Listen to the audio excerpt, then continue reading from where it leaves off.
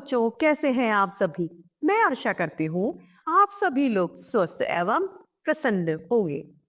आज हम हमारा पाठ पानी नहीं नहाने में को पढ़ेंगे और समझें। इस पाठ में हम पानी की महत्वपूर्णता को जाने। तो आइए इस पाठ को हम प्रारंभ करते हैं। यह है हमारा पाठ 7, पानी नहीं नहाने में। जरा ठीक से देखो बेटे, पानी नहीं नहाने में। तुमको आज नहाना होगा 1 लोटे भर पानी में। एक बच्चे को ये कहा जा रहा है कि बच्चों जरा ध्यान से देखो, आज नहाने के लिए पानी नहीं है। आज आपको मात्र 1 बाल्टी, 1 लोटे भर से, बाल्टी तो बहुत बड़ी चीज है, 1 लोटे भर से ही, जल से ही आपको आज नहाना होगा। नहीं बचा धरती पर पानी, बहा व्यर्थ बेईमानी में। खूब मिटाया हमने तुमने पानी यूं नादारी में।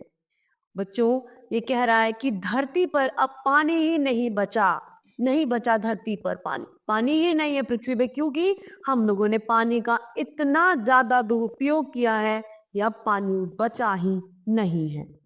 हमने खूब पानी वेस्ट किया है।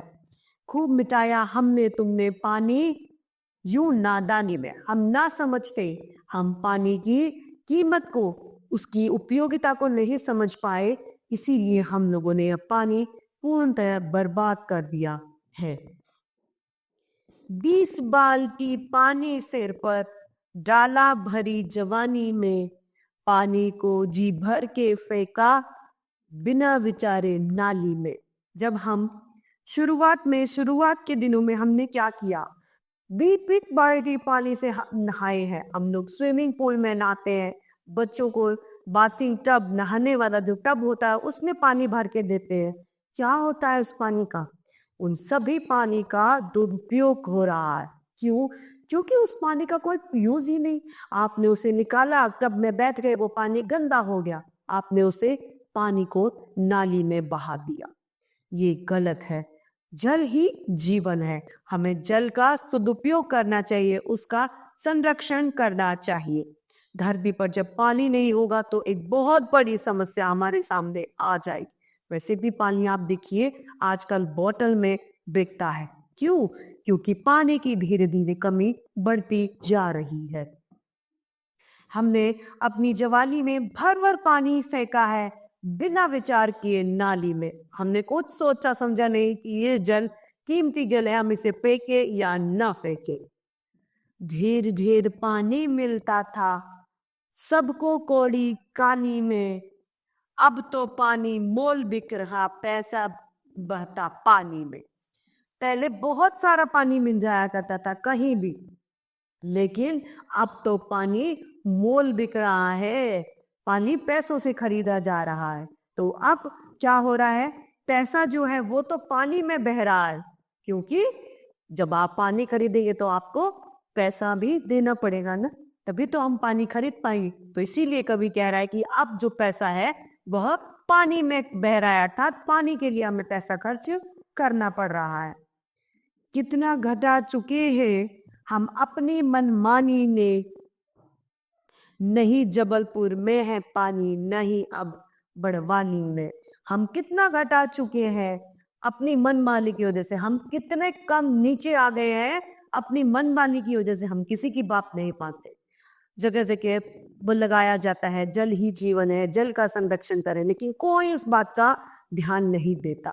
लेकिन अब से हम इस बात का संकल्प करते हैं कि हमें जल को बचाना चाहिए, जल का संरक्षण करना चाहिए, अनावश्यक रूप से जल को ना फैलाएं। पानी बहुत जरूरी है। अब कवि कहता है जबलपुर में अब पानी ही नहीं है और न ही बड़वानी में। आइए इस कविता को फिर से एक बार दोहराते हैं। जरा ठीक से देखो बेटे, पानी नहीं नहाने में। तुमको आज नहाना होगा 1 लोटे भर पानी में। नहीं बचा धरती पर पानी, बहा व्यर्थ बेईमानी में। खूब मिटाया हमने तुमने पानी यूं नादानी में। 20 बाल्टी पानी सिर पर डाला भरी जवानी में, पानी को जी भर के फेंका बिना बिचारे नाली में। ढेर ढेर पानी मिलता था सबको कौड़ी कानी में, अब तो पानी मोल बिक रहा पैसा बहता पानी दे। कितना घाटा उठा चुके हैं हम अपनी मनमानी में, नहीं जबलपुर में है पानी नहीं अब बड़वानी में। इस कविता के रचयिता हैं प्रभुदयाल श्रीवास्तव जी। तो आइए इस पाठ के समाप्ति के बाद हम इसके शब्दार्थ और अभ्यास कार्य को करते हैं। शब्दार्थ में सबसे पहले हैं नहाना अर्थात स्नान, बचा मतलब शेष, व्यर्थ अर्थात बेकार, बेईमानी मतलब छल करना, ढेर ढेर मतलब बहुत अधिक, मोल अर्थात कीमती। अब है अभ्यास कार्य। पहला, बातचीत के लिए बताओ क्या पढ़ा। क, यह कविता हमें किसका मूल्य समझा रही है। यह कविता के द्वारा कवि हमें पानी का मूल्य समझा रहे हैं। ख, क्या आप भी पानी व्यर्थ बहाते हो। नहीं, हम पानी कभी व्यर्थ नहीं बहाते, हम पानी का सदुपयोग करते, हम पानी कभी भी व्यर्थ नहीं बहाते हैं। लिखने के लिए पहला प्रश्न, रिक्त स्थान भरो। क, जरा ठीक से देखो बेटे। ख, पानी नहीं नहानी में। ग, तुमको रिक्त स्थान होगा। तुमको आज नहाना होगा।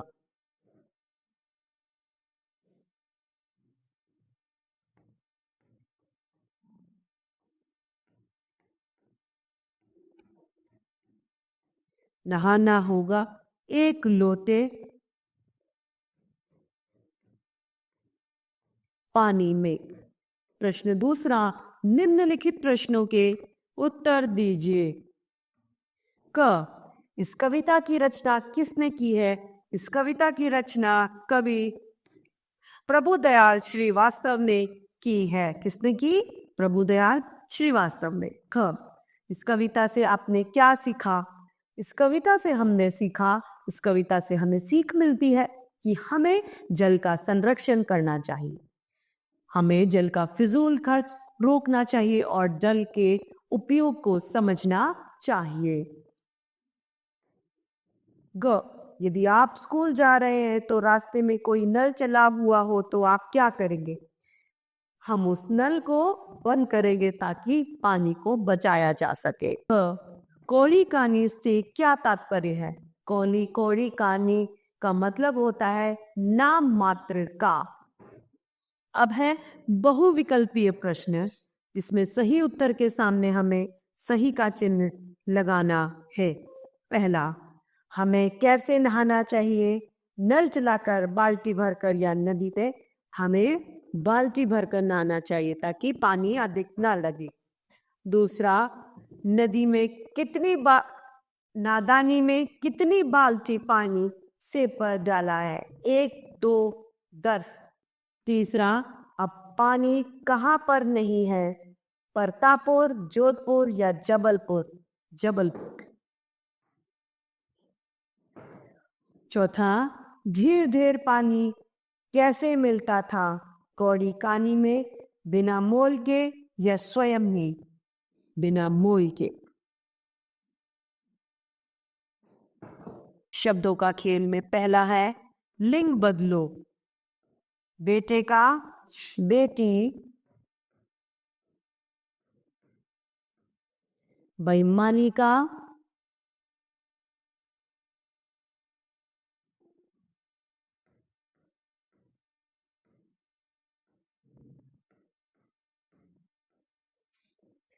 सबको का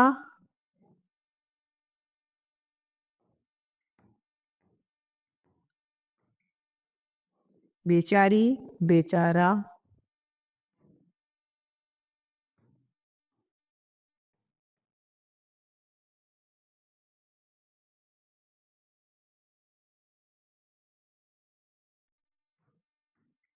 जवान का,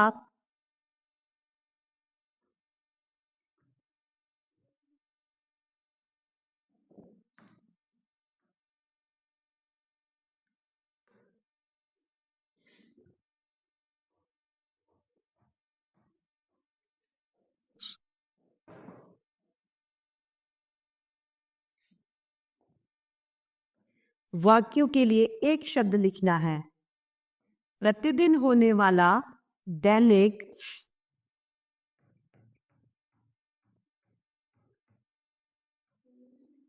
का जो मांस खाता हो, मांसाहारी,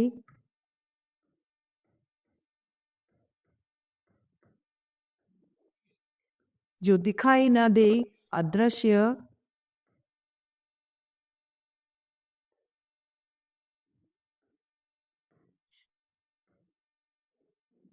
बात सुनने वाला, श्रोता, परीक्षा देने वाला, परीक्षार्थी,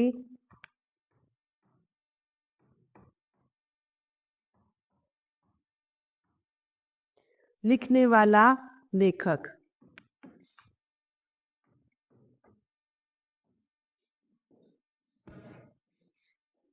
तीसरा प्रश्न, दिए गए विशेषण शब्दों से भाववाचक संज्ञा बनाइए।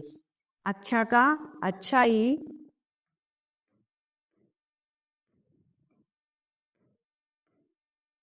ठंडी का, ठंडक, नया का, नवीनतम,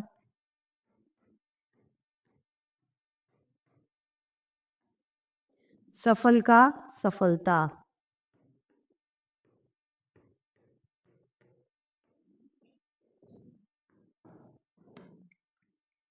तो इस तरीके से बच्चों हमारा ये पाठ समाप्त होता है।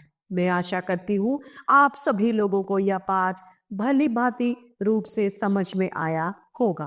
तो आज के ये इतना ही, हम फिर मिलते हैं। धन्यवाद।